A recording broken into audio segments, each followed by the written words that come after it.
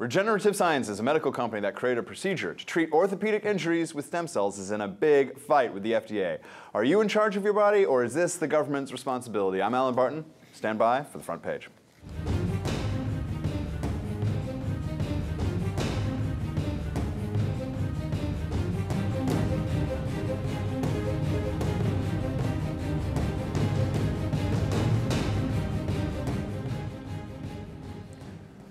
Joining me in studio, Yaron Brook, president of the Ayn Rand Center for Individual Rights, and Terry Jones, associate editor for Investors Business Daily. All right, Terry, the company here in this story uses a patient's own stem cells. This is not part of the big stem cell debate about trying to cure cancer and various other ills. They use the patient's own stem cells to repair the patient's own damaged joints. They take stem cells out, re-inject them into the patient. So what does the FDA have to do with this procedure?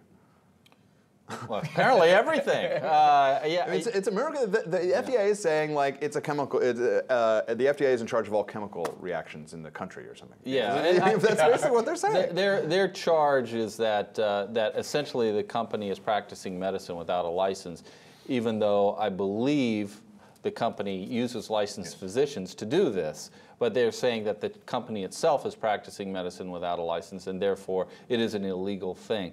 Of course, that's a legal pretense just because they don't want something going on that's outside of their purview. Yaron, let's take a look at what the company wrote, a blog post concerning this fight with the FDA. Quote, as many of our followers know, we've been engaged in a David and Goliath struggle over basic civil right. Who gets to regulate your body? Most of us, when posed this question, would say the answer is clear. Our body is ours to regulate. However, not according to the FDA, which in court documents has now said that since it regulates chemical drugs, and since all living things produce chemicals, then all living things fall under FDA jurisdiction. And when I read that, I didn't even believe it. I was like, that's not what the FDA is. That's what the FDA is saying. Well, I mean, this is... If it moves, we regulate it. And if it doesn't move, if it lives, we regulate it. Yeah. Therefore, we can regulate everything. Look, if there's chemicals in it, we regulate it. Your body has chemicals in it. You can't move those chemicals around without us telling you. This is this administration and the mentality of the people they put in charge of these different offices. They want to control you. This is, this is a long time coming. This is the kind of the beginning of this fascist notion that all of us belong to the state. We don't own ourselves. We are part of a state. There's some guy, much smarter than you, Alan, by the way, who knows exactly what you should eat and what you should wear and how you should go and what to do with your own stem cells. This is a huge issue, and this is just one little iota. I mean, look, I believe the FDA is one of the most evil organizations that exists out there. They think, people think it's the people controlling financial institutions. No, these people want to regulate everything about our lives, everything about what we do in terms of health. They want to tell us which drugs to consume and what medical procedures. Why should they? If I'm, this is the example that if I'm dying. Let me play devil's advocate at that. I'm sure they're saying that, look, here's this procedure out there. No one knows really what it is. No one knows if it works. This one company says it works.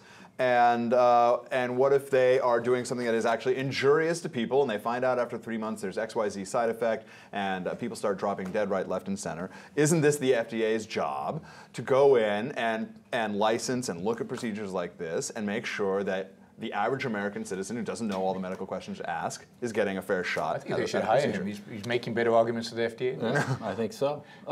Yeah, you're absolutely right. See, there I've been turned. I am the Manchurian host of PJTV. The problem we have here, and it's not a medical issue at all, as a matter of fact. It goes back to our nation's founding, and we had a very specific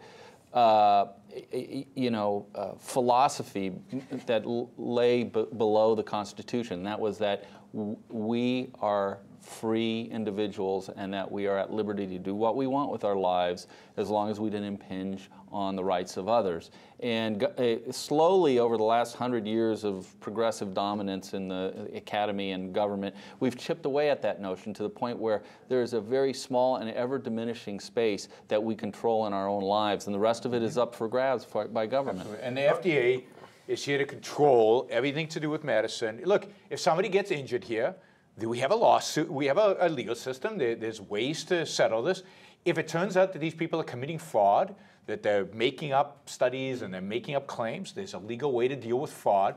But if I want to, if I think a certain drug is going to help me, and my doctor thinks it's going to help me, and we decide to take Vioxx, God forbid, Vioxx is the then it's none of anybody else's business, and it's certainly not the business of the government to tell me I can or cannot do it. And stem cells, which is part of each one of us. Mm-hmm. I mean, what's next? What's next is what you say, right? That's a chemical reaction, by the way.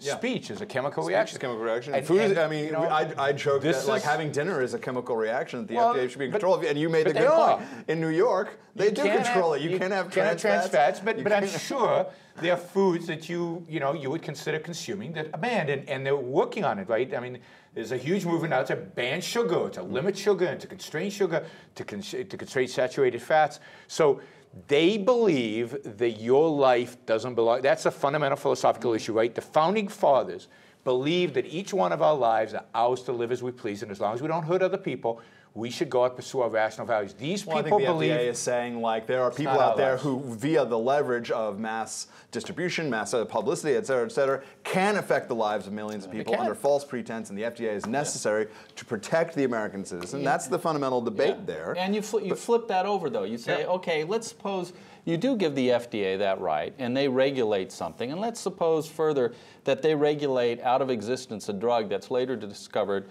to save hundreds of thousands of lives. Can we then go and sue the FDA on behalf of the hundreds of thousands of people who lost their lives? No, because the government has immunity from lawsuits. That's right. And what about the cases that you read about all the time? Somebody who has cancer, they're dying anyway. There was this drug with breast cancer, right? They're dying anyway. They can't get the proton therapy. Avastin, I think, right? Avastin. It doesn't work for most women, but I'm dying anyway. Yeah. So I want a shot. But no, the FDA, bans the drugs, and this is them owning your life, owning your body, making decisions, life and death decisions. People made fun of the death panels. They exist today. It's the FDA making life or death decisions for cancer patients all the time about what they can take or not. All right. So there's another interesting story in terms of medicine and individual rights. There's another story where parents refusing vaccine for their children. This concept has been on the rise. A lot of parents there's a lot of the idea that the vaccines themselves cause harm to your kids. There are up to 30% of pediatricians in some areas have asked families to leave the practice. They won't receive service from these doctors because of the refusal to get vaccine. The doctors are afraid that an unvaccinated child comes into the office, they got something really bad, it spreads in a way that it shouldn't be spreading. Terry, what do you think of this? So is this something where doctors have the right to say, listen, my house, my rules, my office, my rules, you got to get your kid vaccinated? I mean, they do have a right to practice medicine the way they see fit, and there are good medical reasons for them doing so. There's something called, I think it's called herd immunity in medicine, where in order for a vaccine to work, a certain percentage of the population has to be vaccinated. Otherwise, it's not successful. And as more and more people remove themselves from the vaccination programs and whatnot, I think it's certainly their right to do so. But if a doctor feels that he's going to endanger his other patients, he may have no choice. Well, is this, you're on something? I'll play devil's advocate again. Is this something where so clearly the instances where immunization does harm to a child are so infinitesimal, where the government or the FDA can say, look, this is so clearly to the benefit of everyone that all these kids get immunized, we're going to make you get immunized. This is a little bit different than the point of this particular story. Yeah. Actually, or they could do it via doctors and say, well, you have to get immunized. Well, and I think they want to. They'd like to make it mandatory, and I think in some states it probably is mandatory. You can't get into school, for example, smallpox and polio and all this stuff has been wiped out largely. This doctor's action is actually what would happen in a free market, right? Yes, in a free market, government wouldn't force people to be vaccinated. And what would happen is doctors would find out, they wouldn't treat them. Yeah. And that's what would force them. Schools, private schools would then say, we don't want kids who don't have vaccination in our schools because they might get... So the private market, voluntary actions of individuals would regulate this in a way that people did get vaccinated because it would be in their self-interest to get vaccinated. And so I applaud these doctors for taking a stand and saying, you know what, this is important, and it's important for your child, but it's also it's not good for my practice if we don't have vaccinated kids. So, look, at the end of the day, individual rights and freedom work. They don't always work in the obvious ways that people I wouldn't have predicted necessarily the doctors would be the ones enforcing the vaccination. But here they are, voluntarily doing it, and it's probably going to cause those patients to think twice about not vaccinating their kids. All right, gentlemen, interesting discussion. For your own Terry, I'm Alan Barton, and you've been watching Front Page.